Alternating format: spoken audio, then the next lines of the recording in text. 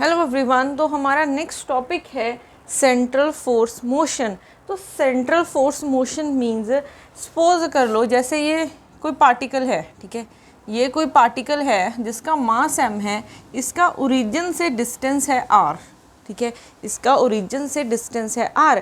कोई force act कर रही है, ठीक है, वो इस r के लॉन्ग एक्ट कर रही है, ठीक है, ये इस r के लॉन्ग एक्ट कर रही है। r क्या है? उस पार्टिकल का ओरिजिन से कितना डिस्टेंस है। तो अगर कोई फोर्स, ठीक है, अगर कोई फोर्स एक्ट अलोंग आर, ठीक है, तो वो ऐसे भी फोर्स एक्ट कर सकती है, फोर्स ऐसे भी एक्ट कर सकती है, इससे फ़र्क नहीं पड़ता, बट जो फोर्स है वो अलोंग दी आर होनी चाहिए, ठीक है, ये इम्पॉर्टेंट है। तो उस फोर्स को हम क्या बोलेंगे? सेंट्रल फोर्स मोशन बोलेंगे। अब जो ये सेंट्रल फोर्स मोशन होता है ये आपके पास होगा 2D में, ठीक है, ये हमारे पास 2D में प्रेजेंट होता है, ठीक है। अब उसके बाद अगर हम 2 डायमेंशनल की बात कर रहे हैं, ठीक है, 2D में मोशन हो रहा है, तो काइनेटिक एनर्जी किसके इक्वल हो जाएगी? काइनेटिक एनर्जी 2 डायमेंशनल में होती है ½ mb। अब अगर हम, क्योंकि r की बात कर रहे हैं, ठीक है, इसका x एक्सिस के साथ एंगल कितना है? थीटा। तो अगर हम r थीटा की बात करें मींस हम प्लेन पोलर कोऑर्डिनेट्स की बात करेंगे, तो काइनेटिक एनर्जी को प्लेन पोलर कोऑर्डिनेट्स में हम कैसे लिखते हैं? r dot square plus r square theta dot square, ऐसे लिख सकते हैं, ठीक है। अब यहाँ पे काइनेटिक एनर्जी हमारे पास ये आ गई है। अगर हमने लैग्रैंजियन फाइंड करना हो तो L किसके इक्वल होता है? T माइनस V के। तो L हो जाएगा kinetic energy plus potential energy, ठीक है, kinetic energy minus potential energy, ठीक है, क्योंकि V सिर्फ R पे ही डिपेंड करेगा, ये थीटा पे डिपेंड नहीं करता है। क्यों? क्योंकि हमने बोला है कि फोर्स सिर्फ एक्ट अलोंग R के अलोंग होगी तो वो सिर्फ R पे ही डिपेंड करेगी, ठीक है। तो force depends upon only R सिर्फ फोर्स सिर्फ R पे डिपेंड करेगी। अब अगर हम फोर्स और पोटेंशियल का फॉर्मूला देखें तो force equal to minus dV/dr होती है, ठीक है। तो पोटेंशियल यहाँ से क्या आ जाएगा? Minus F.dr। अगर फोर्स R पे डिपेंड कर रही है तो पोटेंशियल भी क्या करेगा?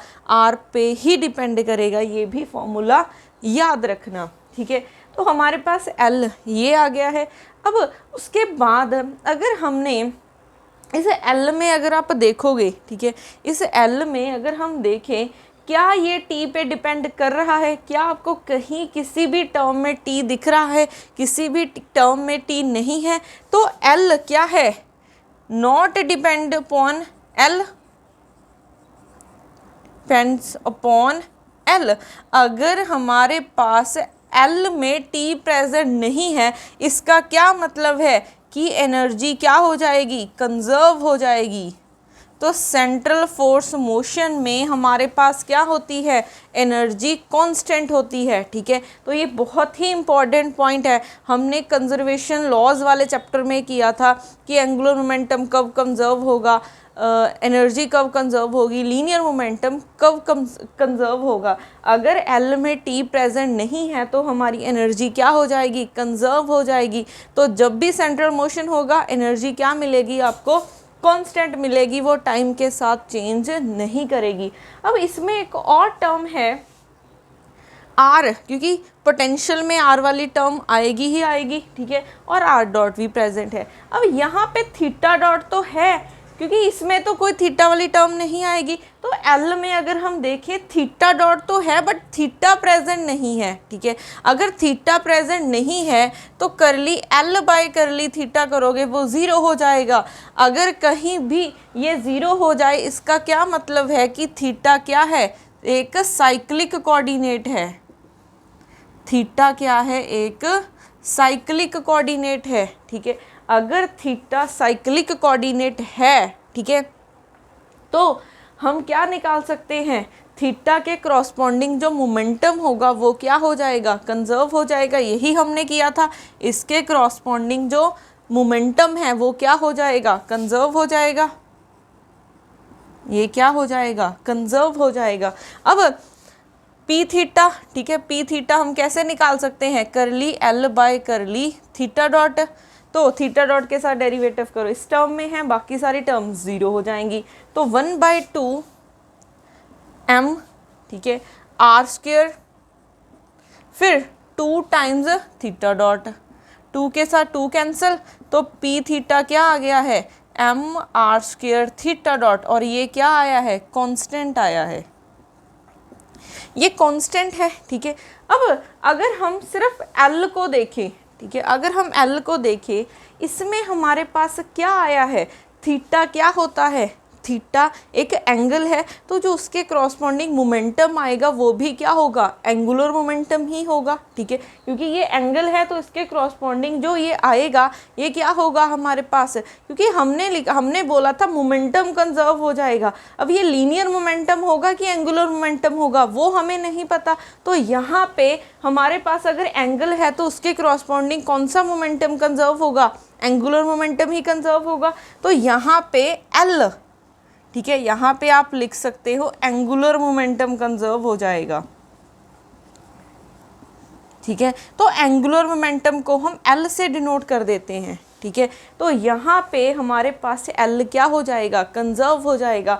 आप यहाँ से भी देख सकते हो कि आपके पास यहाँ पे थीटा प्रेजेंट नहीं है। आप, क्योंकि अगर हमने एंगुलर मोमेंटम को कंजर्व करना हो तो हम कैसे करते हैं, रोटेशन करते हैं, ठीक है। एक्स एक्सिस के अलॉन्ग रोटेशन भी कर सकते हैं। अगर एक्स एक्सिस के अलॉन्ग रोटेशन करोगे, अगर एल कांस्टेंट रहा है, एल इनवेरिएंट है, तो हम बोल देते हैं कि एल एक्स कंजर्व हो जाएगा। सिमिलरली अगर वाई के अलॉन्ग रोटेशन करते हैं, अगर ये हमारे पास इनवेरिएंट है तो एल वाई कंजर्व हो जाएगा। अगर जेड के अलॉन्ग रोटेशन कर रहे हैं, ये हमारा क्या है, कांस्टेंट है, या फिर इनवेरिएंट रह रहा है, तो जेड एल जेड हमारा कंजर्व हो जाएगा। अब इस टर्म में एफ थीटा है ही नहीं, आप थीटा को कुछ मर्जी चेंज कर लो, ठीक है, थीटा को कुछ मर्जी रखो, आपके पास देखो जैसे थीटा प्लस 2 पाई कर दिया आपने, ऐसे रोटेशन की है, अगर आप थीटा डॉट निकालोगे तो क्या हो जाएगा, वो थीटा डॉट ही होगा, ठीक है। यहाँ पे थीटा वाली को टर्म प्रेजेंट है ही नहीं, तो थीटा को जितनी मर्जी चेंज कर लो, जितना मर्जी आप रोटेशन कर लो, तो एल तो आपका इनवेरिएंट ही रह रहा है, तो हमारा जो टोटल एंगुलर मोमेंटम है वो क्या हो जाएगा, कंजर्व हो जाएगा। अगर टोटल एंगुलर मोमेंटम कंजर्व है तो मैं इस क्वांटिटी को एल के इक्वल लिख सकती हूँ, ठीक है, इसको मैं एल के इक्वल लिख सकती हूँ। तो ये भी एक बहुत इंपॉर्टेंट टर्म आई है हमारे पास, एल किसके इक्वल आ गया है, M R square theta dot. यहाँ से थीटा डॉट की वैल्यू आ सकती है L by M R square, ठीक है। ये बहुत ही इम्पॉर्टेंट रिजल्ट है, ये सेंट्रल फोर्स मोशन में बहुत यूज़ होता है। अब उसके बाद अगर हम देखें हमारे पास और क्या क्या आया है, ठीक है, एक तो हमने एल निकाला हुआ है, ठीक है, L is equal to 1/2 m r dot square plus r square theta dot square, यही आया है, ठीक है। यहाँ से हमने बोल दिया है कि एनर्जी कंजर्व है। अब उसके बाद देखो हमारे पास, क्योंकि टोटल एनर्जी क्या है, कांस्टेंट है, क्योंकि T प्रेजेंट नहीं है L में, तो एनर्जी किसके इक्वल होगी, kinetic energy plus potential energy. Kinetic energy क्या होती है, 1/2 m आर डॉट स्क्वेयर, क्योंकि प्लेन की बात कर रहे हैं तो 1/2 m R dot square R square theta dot square, ठीक है। पोटेंशियल कितना है, v ऑफ r, यही माना है हमने पोटेंशियल। अब हम थीटा डॉट की वैल्यू पुट कर दो यहाँ से, तो ये बन जाएगा 1/2 m R dot square plus R square, theta dot की वैल्यू है l by M R square, ठीक है, फिर प्लस v ऑफ r। तो यहाँ से क्या आई है एनर्जी की value, r dot square plus r square, यहाँ से l square by M square r 4, ठीक है, प्लस v ऑफ r। तो यहाँ से आ गई है 1/2 m आर डॉट स्क्वेयर, ये कैंसिल हो जाएगा, 2 आ जाएगा, plus L square by M square R square, ठीक है, प्लस वी ऑफ आर। तो यहाँ से देखो E is equal to multiply कर दो 1/2m R dot square plus फिर आ जाएगा 1/2m L square by M square R square plus V of R. एक ये कैंसिल हो जाएगा, तो E is equal to 1/2m R dot square plus L square by 2m R square plus V of R, ठीक है। अगर हम क्या देखें, सिर्फ आर की टर्म्स में देखें, ठीक है, आर की टर्म्स में देखें, तो इस 2D मोशन को हम एज अ 1D भी ट्रीट कर सकते हैं, क्योंकि अब हमने सब कुछ क्या लेके आए हैं, हम आर की टर्म्स में लेके आ चुके हैं। तो सिर्फ आर प्रेजेंट है तो ये एक 1D का मोशन 1D की तरह आप ट्रीट कर सकते हो। तो 1D में मान रहे हो, ये आपके पास काइनेटिक एनर्जी है। तो जो बाकी बचा है, क्योंकि इसमें भी आर है, इसमें भी आर है, क्योंकि आर डॉट वाली टर्म्स होंगी काइनेटिक एनर्जी में, और जो आर वाली टर्म्स है वो बन जाएंगी आपके पास पोटेंशियल। अब इसको हम लिखते हैं इफेक्टिव पोटेंशियल। तो आपके पास ई किसके इक्वल है, टी प्लस वी इफेक्टिव, ठीक है, टी प्लस वी इफेक्टिव। और वी इफेक्टिव की वैल्यू कितनी आ गई है, L square by 2m R square plus V of are.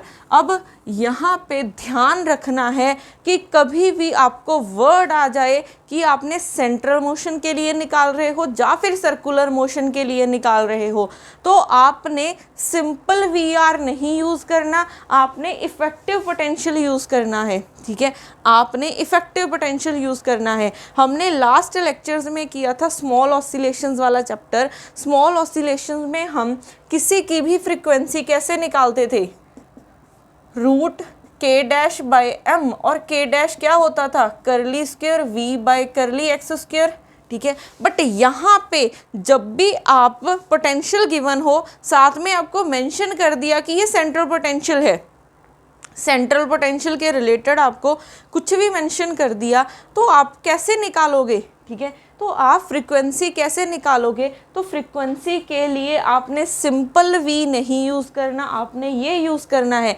आपको वी आर गिवन होगा, यहाँ पे पुट करो वी इफेक्टिव निकालो, तो यहाँ पे वी इफेक्टिव का डेरिवेटिव निकालना है आपने, ठीक है, यहाँ पे भी आर स्क्वेयर के साथ हो जाएगा, ठीक है। तो जब भी सेंट्रल फोर्स मोशन की बात होगी तो वहाँ पे हम सिंपल वी नहीं, वी इफ़ेक्टिव की बात करेंगे। तो ये भी बहुत ही इम्पोर्टेंट रिजल्ट है, ठीक है। तो हमने अब तक, पहले आपको थीटा डॉट की वैल्यू याद रखनी है, एल क्या होता है ये याद रखना है, एल में यहाँ पे माइनस वी ऑफ आर होता है, ये भूल गए, ये याद रखना है। फिर आपके पास टोटल एनर्जी ये हो जाएगी, ठीक है।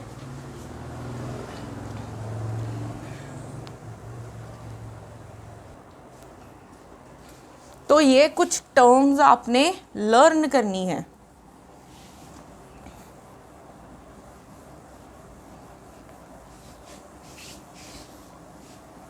अब इसके रिलेटेड हम, ठीक है, कि सेंट्रल फोर्स में हम एंगुलर फ्रीक्वेंसी कैसे निकालेंगे, उसके कुछ फॉर्मूले करते हैं,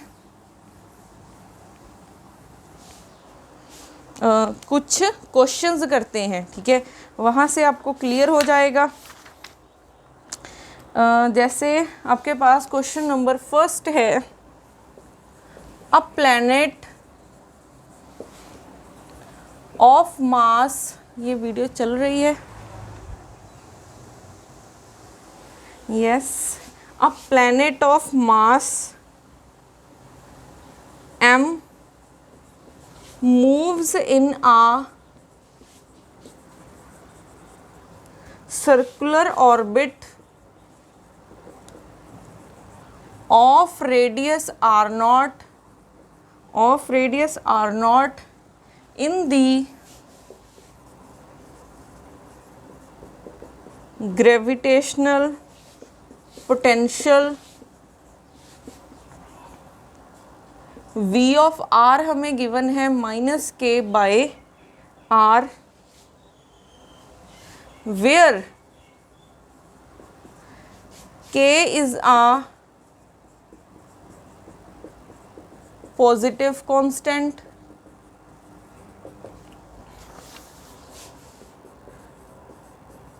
the orbital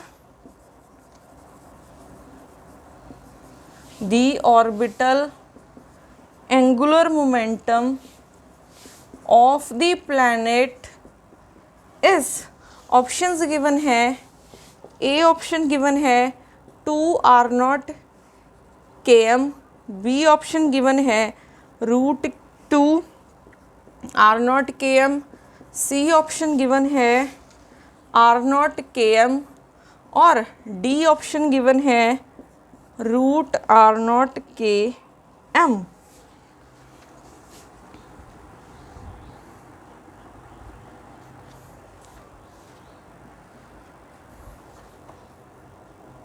अब देखो यहाँ पे कभी भी आपको देखो क्वेश्चन रीड करते हैं पहले तो, a planet of mass m moves in a circular orbit of radius r0, potential हमें गिवन है, v ऑफ r गिवन है -k/r, where k is a positive constant, और हमें क्या फाइंड करना है, orbital angular momentum of the planet. ठीक है, अब कभी भी आपको सर्कुलर मोशन की बात आती है तो आपने एक फॉर्मूला लिख लेना है, वो कौन सा, इफेक्टिव पोटेंशियल वाला। ठीक है, तो हमें पता है v इफेक्टिव क्या होता है, L²/2mr² plus v of r।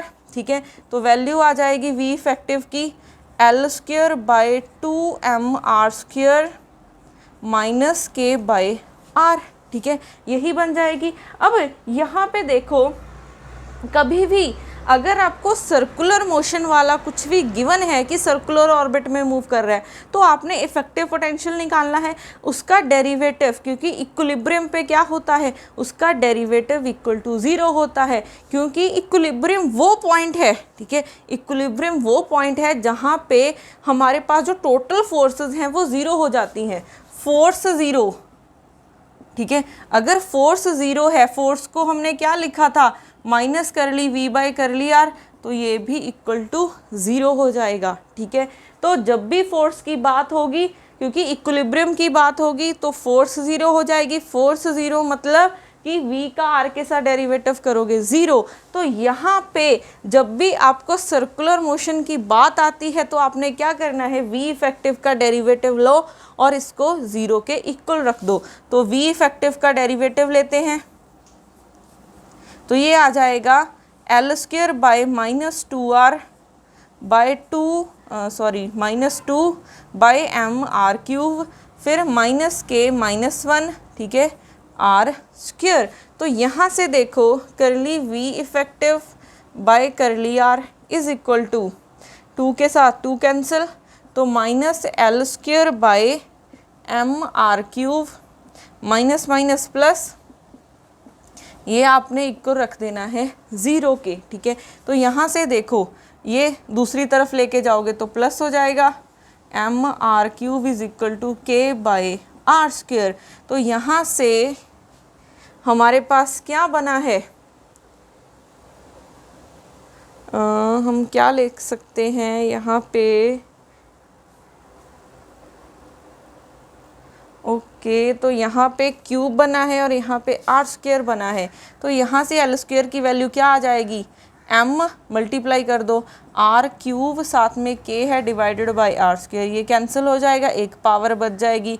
तो mr k, क्योंकि ये हम r is equal to r0 पे निकाल रहे हैं। ठीक है, r is equal to r0 पे निकाल रहे हैं। r0 पे क्यों, क्योंकि जो सर्कुलर ऑर्बिट है, ठीक है, वो क्या है, r0 रेडियस के साथ मूव कर रहा है। ठीक है, एक प्लैनेट मूव कर रहा है सर्कुलर ऑर्बिट में जिसका रेडियस कितना है, r0। तो यहाँ पे सब जगह आपने क्या डाल देना है, r0। ठीक है, वो तो आप एंड में भी डाल सकते हो, उसकी कोई वो नहीं है ज़्यादा प्रॉब्लम। तो यहाँ से आ जाएगा mr0k। ठीक है, तो ऑर्बिटल एंगुलर मोमेंटम कितना आ गया है, यहाँ से ऑप्शन डी करेक्ट हो जाएगी। ठीक है, तो ऐसे आप किसी का भी एंगुलर मोमेंटम निकाल सकते हो। तो एंगुलर मोमेंटम आपको कहाँ से निकालना है, ये माइंड में रखना है कि V गिवन होगा, इफेक्टिव पोटेंशियल निकालो, इक्विलिब्रियम की बात कर रहे हो तो फोर्स 0 मीन्स डेरिवेटिव R का 0 के इक्वल हो जाएगा। तो यहाँ से हम एंगुलर मोमेंटम निकाल सकते हैं। ठीक है,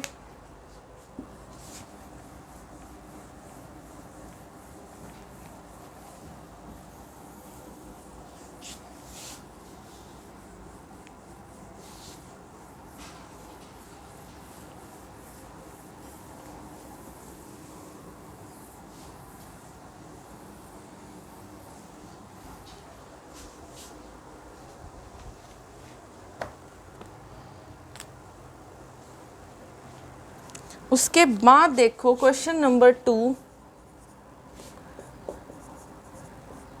two particles of identical mass move in a circular orbit under a central potential V R given है 1/2 k r square. Let L1 and L2 be the angular momentum and R1 R2 be the radii of the orbits respectively. If L1 by L2 given है 2, the values of R1 by R2 is, option A है √2, option B है 1/√2, option C है √2, 2 सिर्फ, और ये हो जाएगा 1/2।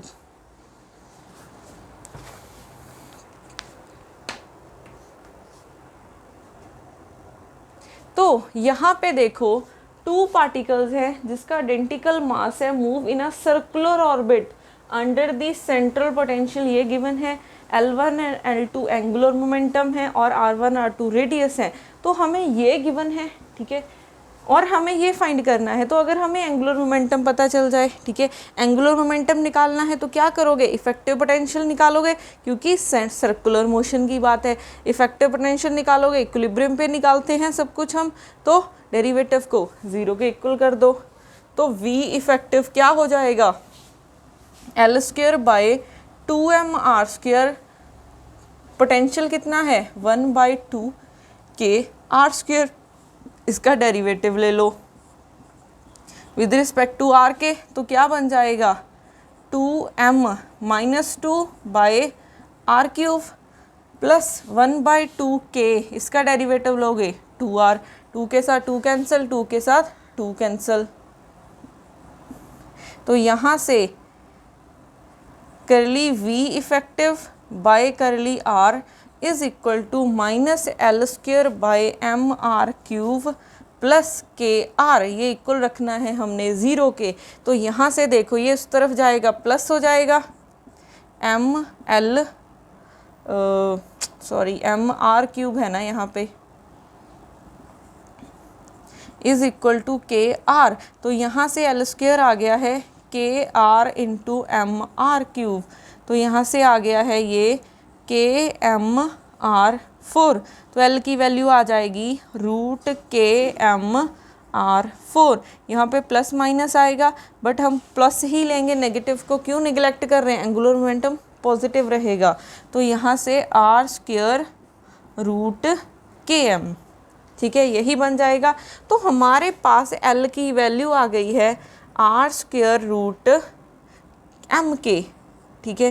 तो L1 किसके इक्वल हो जाएगा, R1², क्योंकि M और K तो कांस्टेंट है। L2 क्या हो जाएगा, R2² √MK। तो यहाँ से हमें वैल्यू किसकी गिवन है, L1 बाय L2 क्या हो जाएगा, R1 square by root M के by R2 square root M के, ये कैंसिल, तो यहाँ से R1 square bye R2 square क्या हो जाएगा, L1 बाय L2 की वैल्यू कितनी गिवन है, 2, ठीक है। तो यहाँ से R1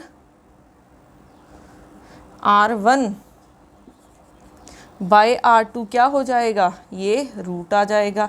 तो हमारे पास ये बन गया है, तो ऑप्शन ए क्या हो जाएगा, करेक्ट हो जाएगा, ठीक है। तो कभी भी एंगुलर मोमेंटम निकालना है तो ये स्टेप्स आपने रिपीट करने हैं।